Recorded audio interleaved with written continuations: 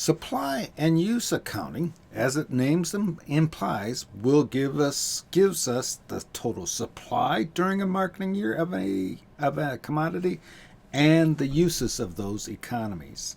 This data is produced and used by the U.S. Department of Agriculture, USDA, and there's two agencies within the U.S. Department of Agriculture that make heavy use of this and which we will use in our efforts here. The first is the Office of Chief Economist, and they use this data to produce reports called the World Agricultural Supply and Demand Estimates, WASDE. These are released every month, and depending on what's in those reports, there's market reactions to what is in those reports. The other agency is the Foreign Ag Service, FAS, again of the U.S. Department of Agriculture, and they produce this data set, Production, Supply, and Distribution, PSD, which they make available, and we will use, and also produce reports that we will find useful, again, from Foreign Ag Service. Supply and use accounting is an identity that gives total supply and total use. Total supply includes beginning stocks, production, imports. That gives us total supply, and total use is use plus exports plus ending stocks. These are for a country, and we'll look at some of these for the U.S., but there's also there will be a supply and use statement for conceivably for every country in the world, and they run for a marketing year. That marketing year for corn and soybeans, and these will vary by commodity, begins September 1 and ends on August 30th. Going through the terms, the beginning stocks is, as its name implies, a stock.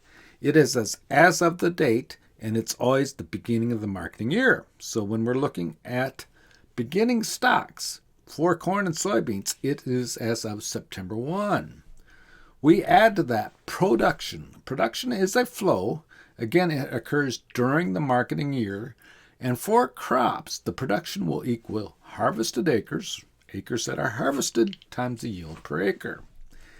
Imports are a flow again, and that is what happens. That is what comes from other countries into the current country. So if this would be U.S., those imports would come from other countries. That then gives us total supply, which again equals beginning stock production plus imports. Use, and those will be defined more descriptively by commodity, and those uses will vary by commodity. And again, that's a flow, and is used within the country for which the supply and use sheet is being produced for. Exports is movements from the country outside the country. And again, ending stocks is as of a date, and it's the end of the marketing year. For corn and soybeans, it would be August 31. Add those together, and you get total use. And identity is that total supply equals total use. And you can see this rearranged any number of ways. Total supply minus use minus exports gives us ending stocks. And another way of stating that is beginning stocks plus production minus use minus exports gives us ending stocks. So there you go. And those are the definitions of supply and demand elasticity, or supply and use estimates.